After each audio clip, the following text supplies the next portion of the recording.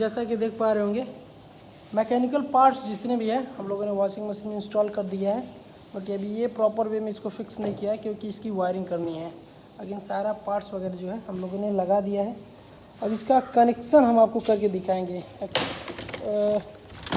कुछ कनेक्शन मैंने इधर जो है वाटर जो वॉश सिलेक्टर है उसमें हम लोगों ने कर दिया है, बट जो वॉश टाइमर है उसका कनेक्शन मेन कनेक्शन ये बाकी है, जिसमें से मेन सप्लाई एक इन का है और 2 वायर सप्लाई आउट का है। अगेन स्पिन टाइमर जो है उसका भी 2 तार ऐसे ही है, जिसमें से एक तार जो है सप्लाई इन का है और एक सप्लाई आउट का है। इसको हम प्रॉपर वे में कनेक्शन करके आपको दिखाएंगे। वैसे नीचे भी देखिए तो ये मेन लीड वायर है, जो कि मेन लीड वायर का ये तार है, जिसमें से एक न्यूट्रल होगा एक फेस होगा। अगेन ये स्पिन मोटर का तार है 3 तार, और ये कैपेसिटर का 4 तार है, जिसमें 2 स्पिन मोटर का कैपेसिटर होगा और 2 होगा वाश मोटर का कैपेसिटर 4 तार। अगेन ये वाश मोटर का 3 तार है। इसको हम प्रॉपर वे में कनेक्शन करके आपको दिखाएंगे और हम आपको बताएंगे कौन से वायर का कनेक्शन कहाँ पे कैसे करना है। शायद आप लोगों को ज़्यादा बेहतर समझ में आ पाएगा। ये हमने जो है न्यूट्रल वाले तार को दोनों मोटर के कॉमन में जोड़ दिया। अब हमारे मेन सप्लाई का जो न्यूट्रल है उसका काम ख़त्म। अगर आपके वॉशिंग मशीन में ऊपर बर्जर लगा हुआ है, छोटा सा जो बर्जर लगता है जो आवाज़ करता है, अगर वो लगा है तो इसी न्यूट्रल में से एक तार और निकलेगा और वो सीधे यहाँ से होते होते ऊपर जाएगा वायरिंग बॉक्स के अंदर, जो कि बर्जर में कनेक्ट होगा। बट हमारे वॉशिंग मशीन में बर्जर का कोई सिस्टम नहीं है, तो हम न्यूट्रल को यहीं ख़त्म कर देते हैं और न्यूट्रल का काम यहाँ पे ख़त्म हो गया। इसके अलावा और कहीं न्यूट्रल का काम नहीं है। अब आ जाते हैं हम फेस वाले वायर पे, और फेस वाला वायर हमारा जो है देखिए कैसे कहाँ पे जाता है और कैसे काम करता है। तो फेस वाला वायर हमारा डायरेक्ट मोटर में कनेक्ट नहीं होगा। इसको फेस वाले वायर में जो सप्लाई होगी उसको ऑपरेट करेगा इसका टाइमर, तो इसको टाइमर में ले जाना पड़ेगा दूसरा तार। तो जैसा कि मैंने बताया कि न्यूट्रल का काम अब ख़त्म हो गया है, अब काम आता है फेस का। फेस सप्लाई की वायरिंग में करना। तो फेस सप्लाई की वायरिंग डायरेक्ट मोटर में नहीं जाता है, पहले जाएगा वो टाइमरों में जाएगा, और टाइमर से जब आउटपुट होगा उसके अकॉर्डिंग मोटर हमारा ऑपरेट करता है, यानी कि मोटर को ऑपरेट करेगा टाइमर। तो टाइमर में हम फेस की सप्लाई इन कराएंगे और वो टाइमर डिसाइड करेगा कि फेस की सप्लाई मोटर पे कब कब और कैसे कैसे पहुंचाना है, वैसे वैसे मोटर चलेगा। तो मैंने न्यूट्रल तो नीचे कनेक्ट कर दिया है दोनों मोटर में। अब टाइमर में इनपुट दे देते हैं फेस का। अगेन फेस का इनपुट टाइमर देने के बाद टाइमर जो आउटपुट करेगा फेस का उसके अकॉर्डिंग मोटर हमारा चलेगा। तो 2 टाइमर हमारे पास है, एक वॉश टाइमर और एक स्पिन टाइमर। ये वॉश टाइमर का सप्लाई इन का वायर है जो कि ग्रे कलर का है, और सेम ग्रे कलर का स्पिन टाइमर का भी सप्लाई इन करने का वायर है। ध्यान रखने वाली बात यह है कि जब भी हम टाइमर में सप्लाई इन कराएंगे वो हम इसी वायरों में सप्लाई इन कराएंगे। अगर दूसरे वायरों में अगर सप्लाई इन कराते हैं तो टाइमर शॉर्ट होने की चांसेस रहती है। तो ये हमारा सप्लाई इन का तार है जो कि दोनों टाइमर का है। तो ये जो तार है ये डायरेक्ट हम नीचे यहाँ से लेके जाते हैं, और डायरेक्ट आप नीचे देखेंगे जो हमारा मेन जो लीड आ रहा था उसमें का जो फेस वाला वायर था हम उसमें कनेक्ट कर देंगे, ताकि मेन लीड से सप्लाई आया, न्यूट्रल आया तो सीधे दोनों मोटर में चला गया, उसका काम ख़त्म। और फेस सप्लाई आया है तो वो सीधे टाइमर में चला गया, और टाइमर से जैसे ही हम ऑन करेंगे मशीनों को तो वो मशीन ऑन हो जाएगी। ठीक, अगेन इसका भी काम अगेन इस मेन लीड से जो सप्लाई तार आ रही थी मेन सप्लाई का एल वाला पॉइंट, उसका भी काम ख़त्म हो गया। अब काम आता है कि हमारा टाइमर किस तरीके से आउटपुट करता है और किस किस मोटर का आउटपुट कैसे कैसे लगेगा। अगेन आप देखेंगे ऊपर, अब ये हमारा 2 तार दिख रहा है, एक पीला दिख रहा है और रेड तार दिख रहा है। ये हमारा वाश मोटर का सप्लाई वाला तार है जिस पे ये सप्लाई आउट करेगा। तो इसमें एक तार में एक टाइम पे एक तार में सप्लाई आउट करता है वाश वाला टाइमर, लेकिन तार दिया है 2। वो इसलिए दिया है कि हमारा वाश मोटर जो होता है वो कभी एंटी क्लॉक घूमता है और कभी क्लॉक वाइज घूमता है। तो जब क्लॉक वाइज घूमता है तो एक तार में सप्लाई रहता है, दूसरे तार में सप्लाई नहीं रहती है। अगेन जब एंटी क्लॉक वाइज घूमता है तो इस वाले तार में सप्लाई आता है और इस वाले तार में सप्लाई नहीं आता है। तो इसीलिए ये 2 तार है, दोनों तार में कभी इसमें सप्लाई आएगा, कभी उसमें सप्लाई आएगा।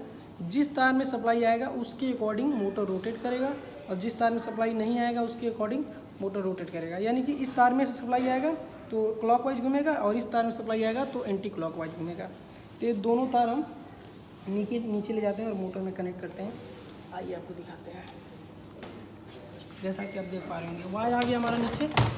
अब यहाँ पे समझने वाली बात है कि यहाँ पे हमें कैपेसिटर से भी कनेक्ट करना है। तो ये हमारा कैपेसिटर है, और कैपेसिटर में से 4 तार निकला हुआ है, बट इसमें ये दिख तो रहा है एक, लेकिन इसमें 2 कैपेसिटर है। और इसको पहचानने के लिए यहाँ पे देखिए लिखा हुआ है 12 MFD रेड एंड येलो वाला वायर, यानी रेड और येलो वाला जो वायर है वो 12 MFD की कैपेसिटी दे रही है, और वाइट एंड ऑरेंज वाला जो वायर है वो 5 MFD का। तो 5 MFD की जो कैपेसिटर है वो हमारी स्पिन मोटर में जाते हैं, और जो 12 MFD का कैपेसिटर है वो हैवी मोटर यानी वाश मोटर में जाता है। तो ये हमारा हो गया वाश मोटर के लिए 2 तार। और सेम तार जो आ रही है ऊपर से स्पिन वाश टाइमर का जो आउटपुट आ रहा है सेम हम उसमें कनेक्ट कर देंगे। देखिए जैसे कि पीला वायर कैपेसिटर के हम पीले वायर में कनेक्ट कर दिए, और रेड वाला वायर हमने रेड वाले वायर में कनेक्ट कर दिया। ऊपर से जो सप्लाई आई, जो वाश टाइमर का सप्लाई आउट होके आया, वो मैंने वाश मोटर का जो कैपेसिटर है उन दोनों तारों में एक एक वायर जोड़ दिया। आप ये इधर उधर वायर कर सकते हैं, कोई दिक्कत नहीं है, बट यहाँ पे कलर वाइज वायर मुझे मिल गया था तो कलर वाइज मैंने जोड़ दिया है ताकि अगले टेक्नीशियन को दिक्कत ना हो। सेम हम वाश मोटर का जो ये 2 तार है, जिसमें वाश मोटर का कॉमन का तो मैंने तार पहले जोड़ रखा है, और ये 2 तार है, एक होगा रनिंग और एक होगा स्टार्टिंग, बट इन दोनों का बाइंडिंग सेम होता है क्योंकि क्लॉकवाइज भी घूमता है और एंटी क्लॉकवाइज। तो कभी ये स्टार्टिंग होगा और कभी ये स्टार्टिंग होगा। जब सप्लाई इसमें आएगी तो ये रनिंग हो जाएगा और ये स्टार्टिंग हो जाएगा, जब सप्लाई इसमें आएगी तो ये रनिंग हो जाएगी और ये स्टार्टिंग हो जाएगी। इन दोनों तारों में आँख मूंद के किसी में भी आप लगा सकते हैं। जब सामने वाले वायर में सप्लाई आएगी तो वो रनिंग रहेगा और सामने वाला वायर स्टार्टिंग होगा, और दूसरे वायर में आएगी तो वो रनिंग हो जाएगी और अगला वाला स्टार्टिंग हो जाएगा। तो इसमें कोई दिक्कत वाली बात नहीं है। कलर वाइज है तो मैंने कलर वाइज जोड़ दिया। वैसे ही जो हम कैपेसिटर में ऊपर से आने वाला वायर जोड़ा था वही वायर हमने इसमें जोड़ दिया। अब ये हमारा वाश मोटर का कनेक्शन ओके हो गया। इसमें बहुत सिंपल है, ये सारे लोगों को पता रहता है। आई थिंक कन्फ्यूजन तब होता है जब हमें स्पिन मोटर की कनेक्शन करनी होती है, उसको भी हम कंफर्म करके बताएंगे। अब एक सिंगल हम वाश मोटर का कनेक्शन समझाते हैं। देखिए जो मेन लीड की सप्लाई आ रही है न्यूट्रल, ये वाश मोटर के कॉमन वाले वायर में जुड़ गया, जो कि वाश मोटर को कॉमन की सप्लाई मिल गई। अगेन जो फेस की तार आ रही है मेन लीड से, वो वाश टाइमर का इन वाला वायर ले गया, जो कि पावर सप्लाई इन होगी। अगेन उधर से जो आउट हो रही है सप्लाई, ये 2 तार आई, और यही दोनों तार दोनों कैपेसिटर में गई और दोनों वाश मोटर के दोनों वायर में गया, जो कि रनिंग और स्टार्टिंग है। जिसकी वजह से अगर सप्लाई इसमें आएगी तो ये स्टार्टिंग रहेगा, और सप्लाई इसमें आई तो ये स्टार्टिंग होगा, जिसके वजह से मोटर क्लॉकवाइज और एंटी क्लॉकवाइज चलेगा। अगेन ये स्पिन टाइमर का कनेक्शन समझना है, पूछना पड़ेगा। अब ये रहा स्पिन टाइमर का पावर सप्लाई इन वाला वायर, जो कि हमने नीचे देखिए ग्रे वायर ये मेन सप्लाई के फेस वाले वायर में मैंने जोड़ रखा है, और ये सप्लाई इस तार से टाइमर में इन हो जाती है। इन होने के बाद से इस ब्राउन वाले तार से ये आउट करेगा सप्लाई, और यहाँ से जब आउट करेगा तो एक यहाँ पे डोर स्विच लग रहता है। जैसे हम डोर ओपन करते हैं तो स्विच से सप्लाई कट जाती है। अगेन जैसे हम डोर बंद करते हैं तो सप्लाई आउट करना स्टार्ट हो जाता है।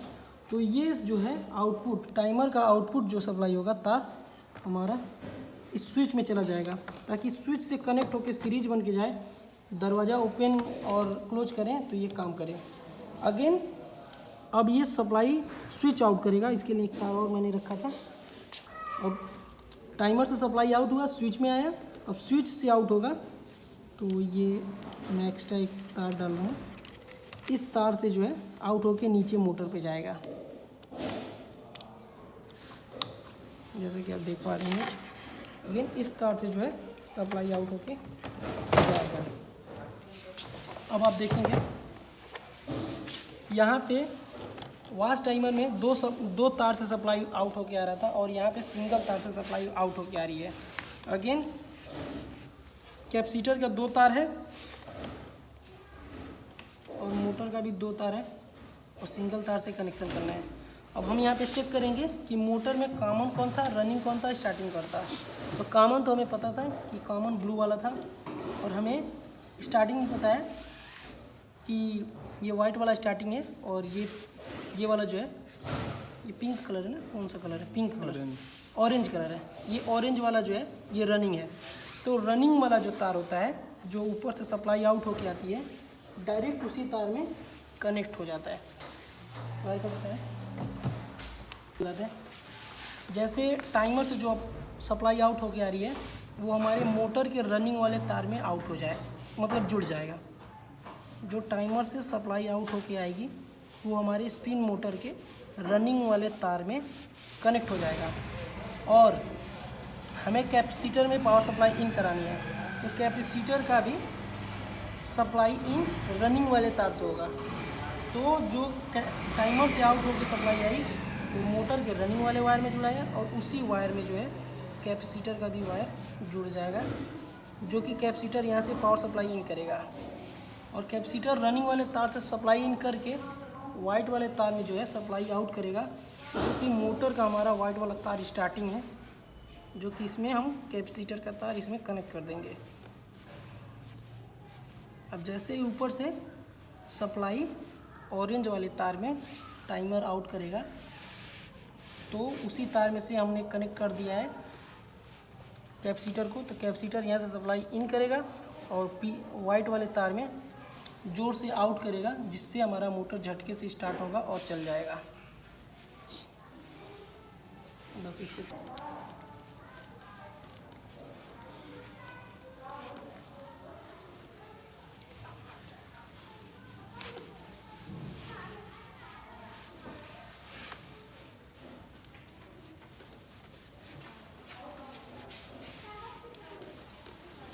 यही हमारा सेमी ऑटोमेटिक वॉशिंग मशीन का फुल कनेक्शन।